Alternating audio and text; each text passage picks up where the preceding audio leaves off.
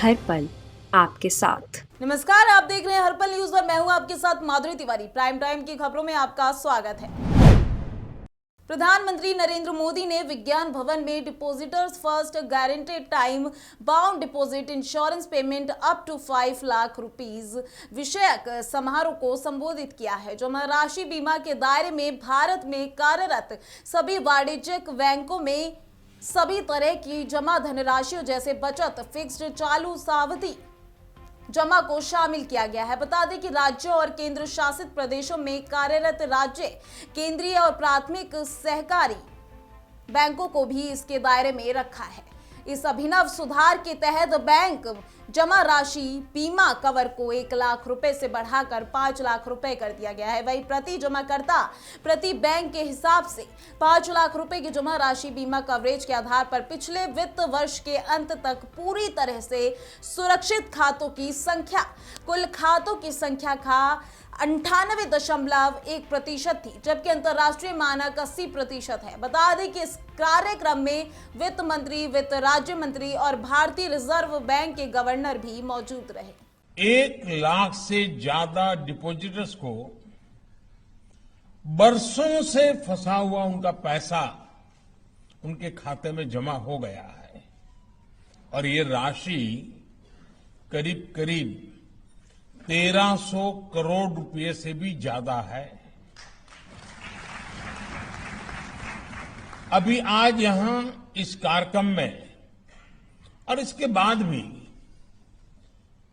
3 लाख और ऐसे डिपॉजिटर्स को बैंकों में फंसा उनका पैसा उनके खाते में जमा होने वाला है, पैसा उनको मिलने वाला है।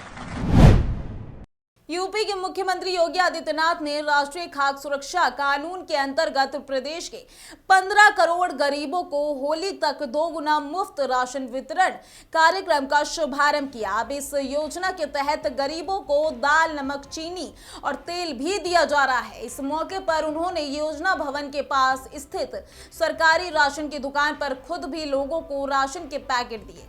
इस दौरान उन्होंने कहा कि कोरोना की दूसरी लहर के समय इस योजना का प्रारंभ किया गया था, जिसके बाद रामनवमी से दिवाली तक लगभग 7 महीने गरीबों को मुफ्त अनाज दिया गया और अब दिवाली से होली तक अनाज का वितरण किया जाएगा। सीएम योगी ने कहा कि ये डबल इंजन सरकार की सफलता है कि बीजेपी सरकार ने कोरोना के मुश्किल समय में भी किसी गरीब को भूखे पेट नहीं सोने दिया। उन्होंने कहा कि सबको सुरक्षा, सबको सम्मान, भूखा न रहे कोई इंसान। इस मूल सिद्धांत के साथ प्रधानमंत्री नरेंद्र मोदी की प्रेरणा और नेतृत्व में निःशुल्क राशन वितरण का महाअभियान चलाया जा रहा है। भाइयों बहनों, प्रदेश सरकार आज आदरणीय प्रधानमंत्री जी के प्रेरणा से निःशुल्क खाद्यान्न वितरण की एक बड़ी योजना को आगे बढ़ा रही है। कोरोना महामारी इस सदी की सबसे बड़ी महामारी है। दुनिया के अंदर अनेक देश इस महामारी की तीसरी जो वेव है उसकी चपेट में है। यूपी के एटा में बूथ अध्यक्ष सम्मेलन में जेपी नड्डा, सीएम योगी ने जनता को संबोधित करते हुए विपक्ष पर जमकर हमला बोला है। राष्ट्रीय बीजेपी अध्यक्ष जेपी नड्डा ने विपक्ष पर जोरदार हमला करते हुए कहा कि सभी राजनीतिक पार्टियां वोट बैंक के साथ जुड़ी है, जातिवाद के साथ काम कर रही हैं। कोई जिन्ना के नाम पर जीता है तो कोई परिवारवाद के नाम पर पार्टी खड़ी करता है, लेकिन बीजेपी सबका साथ, सबका विकास और सबका विश्वास करने वाली पार्टी है। इतना ही नहीं, नड्डा ने कहा कि जब हम गन्ने की बात करते हैं तो उनके मुंह से जिन्ना निकलता है। मुझे और देश को उन लोगों से खतरा दिखता है जो कुर्सी और वोट के लिए लौह पुरुष सरदार पटेल, जिन्होंने 567 राज्यों को एकत्र करके भारत देश बनाया, उनके मुंह से पटेल का नाम नहीं जिन्ना का नाम निकलता है। आपको बता दें कि ब्रज के 12 जिलों के करीब 30,000 बूथ अध्यक्षों और कार्यकर्ताओं को जीत का मंत्र देने के लिए सम्मेलन का आयोजन किया गया था। यहां पर मैं बड़े गौरव के साथ कह सकता हूं कि मुझे एक ऐसी पार्टी का अध्यक्ष बनने का सौभाग्य मिला है। जब कोरोना आया तो सारी पार्टियां क्वारंटाइन हो गई, हाइबरनेशन में चली गई, आइसोलेशन में चली गई। कोई कार्यकर्ता घर से बाहर नहीं दिखा, लेकिन भारतीय जनता पार्टी का कार्यकर्ता जान को हथेली में लेकर राष्ट्र की सेवा में निकल गया। ये भारतीय जनता पार्टी ने करके दिखाया। कांग्रेस नेता राहुल गांधी रविवार को जयपुर में महंगाई हटाओ रैली में शामिल हुए। इस दौरान उन्होंने मोदी सरकार पर जमकर हमला बोला। राहुल गांधी ने कहा कि दो शब्दों का एक मतलब नहीं हो सकता, हर शब्द का अलग मतलब होता है। एक शब्द हिंदू, दूसरा शब्द हिंदुत्ववादी, ये एक चीज नहीं है, ये दो अलग अलग शब्द हैं और इनका मतलब बिल्कुल अलग है। राहुल ने कहा कि देश की सरकार कहती है कि कोई किसान शहीद ही नहीं हुए। मैंने पंजाब और हरियाणा से नाम लिए और 500 लोगों की लिस्ट संसद में भेजी। राहुल ने कहा कि देश में 2014 से हिंदुत्ववादी सत्ता में है, हिंदू सत्ता से बाहर है। हमें इन हिंदुत्ववादियों को हटाकर हिंदुओं को सत्ता में लाना है। राहुल गांधी ने कहा, हमें डराया नहीं जा सकता, हम मौत से नहीं डरते हैं। हिंदुत्ववादी को सिर्फ सत्ता चाहिए, सत्य नहीं। उनका रास्ता सत्याग्रह नहीं, सत्याग्रह है। एक शब्द हिंदू, दूसरा शब्द हिंदुत्ववादी।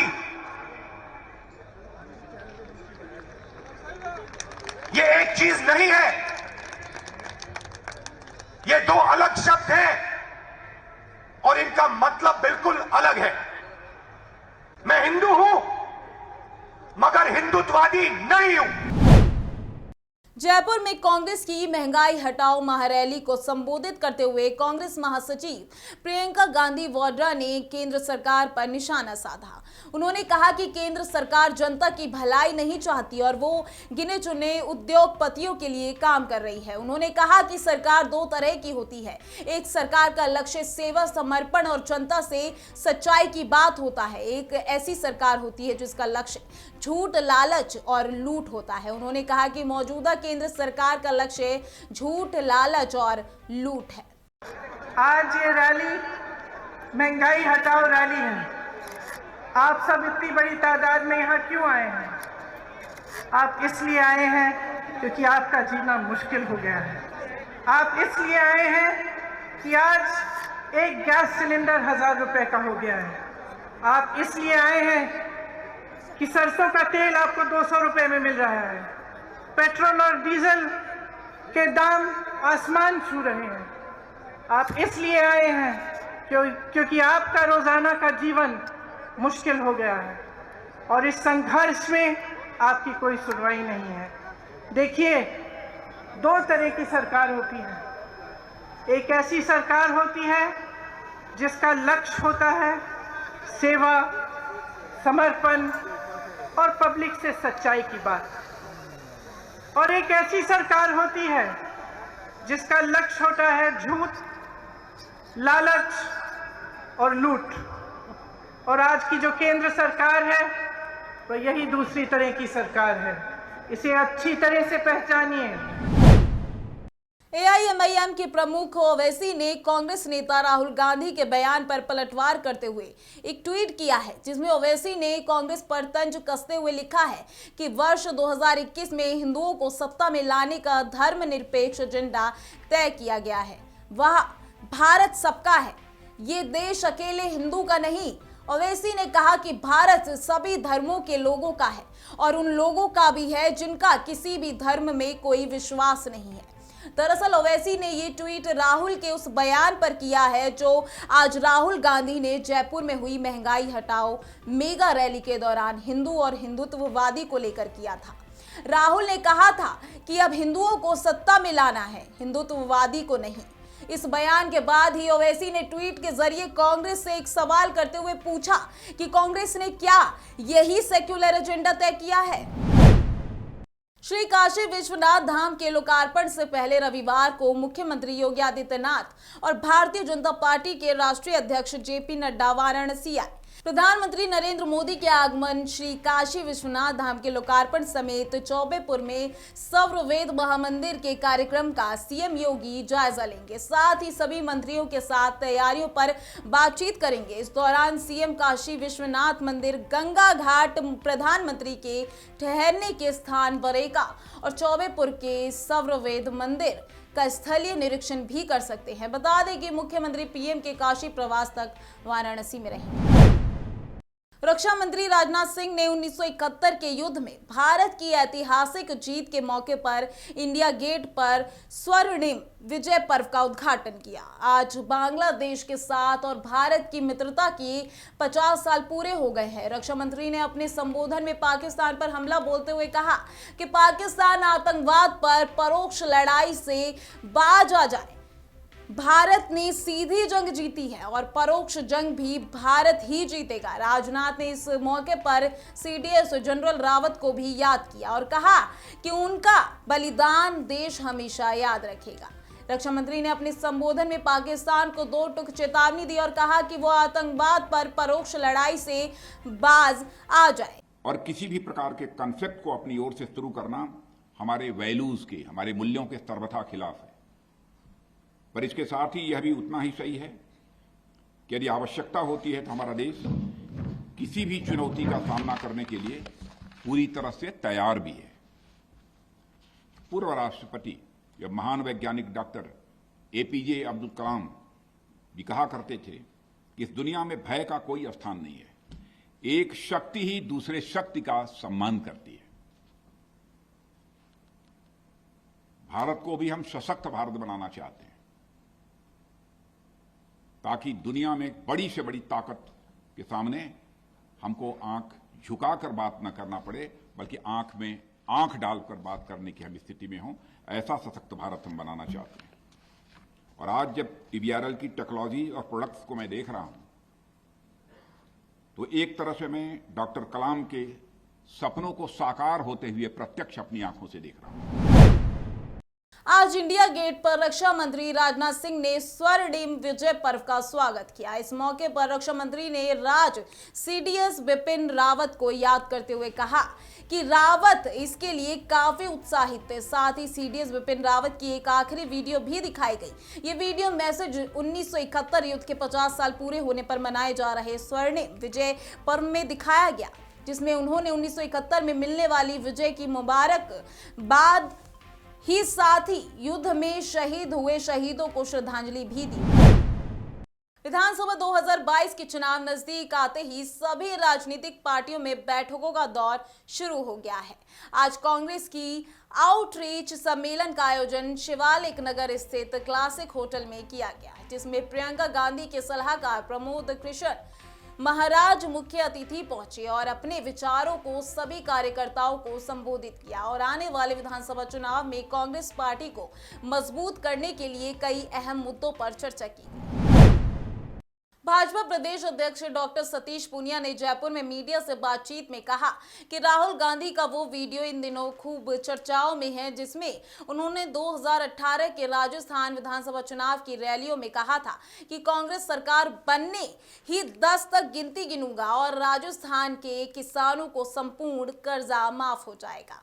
राहुल गांधी से मांग है कि आज रैली में राजस्थान के लगभग 60 लाख किसानों के करीब 1,20,000 करोड़ के कर्ज माफी की घोषणा करे और अगर राहुल गांधी ये नहीं कर पाए तो उम्मीद है कि राजस्थान के लोगों को मनोरंजन से निराश नहीं करेंगे। महंगाई की जनक कांग्रेस पार्टी है। भ्रष्टाचार, अराजकता, जातिवादी, ये जो सारी समस्याएं हैं उनकी जड़ कांग्रेस है। राहुल गांधी राजस्थान आ रहे हैं तो कम से कम डीजल, पेट्रोल पर वैट और बिजली की दरें कम करने के बारे में मुख्यमंत्री अशोक गहलोत को निर्देशित करें, जिससे प्रदेश की जनता को महंगाई से निजात मिले। महंगाई की जनक कांग्रेस पार्टी है। भ्रष्टाचार, अराजकता, जातिवाद, ये सारी जो देश की समस्याएं हैं उनकी जड़ कांग्रेस पार्टी है।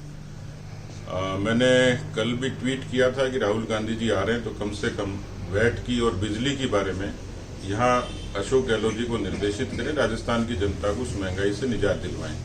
वो आ रहे हैं, क्या उन्होंने राजस्थान की सब समस्याओं का समाधान कर दिया और मुझे लग रहा है कि अभी उन्होंने वो रैली कर रहे हैं महंगाई हटाओ, तो मुझे लग रहा है कि 2023 में राजस्थान की जनता पहले से आगाज कर देगी कांग्रेस हटाओ। दिल्ली के कॉमनवेल्थ विलेज में रविवार को दोस्ताना मैच खेला गया। साथ ही वहां अगले हफ्ते से यमुना ट्रॉफी का आयोजन किया जा रहा है।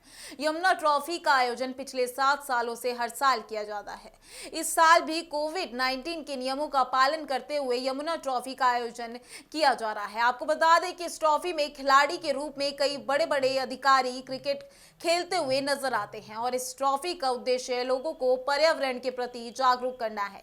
दिल्ली सरकार में डीआईपी के डायरेक्टर मनोज द्विवेदी जी से ट्रॉफी और पर्यावरण को लेकर बातचीत की। क्या कुछ कहा उन्होंने, देखिए। पिछले 7 सालों से हर साल यमुना ट्रॉफी का आयोजन किया जाता है। इस बार भी यमुना ट्रॉफी का आयोजन किया जा रहा है। इसी पर खास बातचीत के लिए हमारे साथ दिल्ली सरकार में डीआईपी के डायरेक्टर मनोज द्विवेदी जी मौजूद हैं। आपका पहले बहुत स्वागत है मनोज जी हमारे न्यूज़ चैनल में। और मैं आपसे पहला सवाल ये करना चाहूँगी कि ट्रॉफी, यमुना ट्रॉफी के आयोजन को लेकर आपका क्या कहना है? ये बहुत बढ़िया ट्रॉफी है और जो राजीव निशाना जी ने चालू की है इन्वायरमेंट को लेकर, अपनी कंसर्न्स को लेकर, तो बहुत बढ़िया है। इससे लोगों में स्वास्थ्य के प्रति, पर्यावरण के प्रति जागरूकता बढ़ती है, स्वास्थ्य अच्छा होता है, लोगों का आपस में मेल जोल होता है। तो आज हमारा मैच है डीआईपी वर्सेस मीडिया 11। दोनों एक दूसरे के काउंटर पार्ट हैं, एक सरकार की तरफ देखता है तो एक जनता की तरफ से देखते हैं। तो आप जैसे जानते हैं कि दिल्ली में जो है पॉल्यूशन का स्तर इतना बढ़ रहा है और इसको लेकर दिल्ली सरकार ने भी कई अहम फैसले लिए हैं, तो इसको लेकर आप क्या कहना चाहते हैं? बिल्कुल, सरकार के अब तो ऑनरेबल सुप्रीम कोर्ट ने भी गाइडलाइंस जारी कर दी हैं और उनका इफेक्ट हमें देखने को मिल रहा है। आज खिली हुई धूप है, लोग खेल रहे हैं अच्छे से, और ये तो सबकी ज़रूरत है क्योंकि सांस तो हर व्यक्ति ले रहा है। और अगर पर्यावरण अच्छा रहेगा तो हम सभी स्वस्थ रहेंगे। और हर नागरिक का, पूरे देश के हर नागरिक का कर्तव्य है कि कम से कम धुआं करे या इस तरह से पोल्यूशन फैलाने वाले कार्यक्रमों से दूर रहे। अगर हर व्यक्ति, जैसे हमारे ऑनरेबल सीएम साहब ने कहा है कि हर व्यक्ति अगर अपने हिस्से का प्रदूषण कम करेगा तो ऑटोमेटिकली प्रदूषण कम हो जाएगा। पॉल्यूशन के टाइम पे दिल्ली सरकार ने ये भी कहा कि स्कूलों को बंद कर दिया है, लेकिन इससे बच्चों की पढ़ाई को काफ़ी नुकसान हो रहा है क्योंकि कोविड-19 के टाइम पे भी बच्चों के स्कूल बंद रहे हैं और फिर अचानक जब स्कूल खुले तो ये पॉल्यूशन आ गया। इससे बच्चों की जो पढ़ाई पर है काफ़ी नुकसान हो रहा है। ऑनरेबल सुप्रीम कोर्ट ने सारी दलीलों को सुना है और ऑनरेबल सुप्रीम कोर्ट ने डिसाइड किया कि भाई स्वास्थ्य ज़्यादा ज़रूरी, जीवित रहना और स्वस्थ रहना ज़्यादा ज़रूरी। पढ़ाई तो ऑनलाइन चल रही थी, ऑनलाइन अभी भी चल रही है, तो क्या प्राथमिकताएं हैं वो ऑनरेबल सुप्रीम कोर्ट ने डिसाइड कर दी और उसी हिसाब से सरकार चल रही है। बहुत बहुत धन्यवाद आपका हमारे साथ जुड़ने के लिए। जी बिल्कुल। कैमरामैन तरुण के साथ माधुरी तिवारी, हर्पल न्यूज़, दिल्ली। इस खास बुलेटिन में आज के लिए बस इतना ही। देखते रहिए हर्पल न्यूज़। नमस्कार।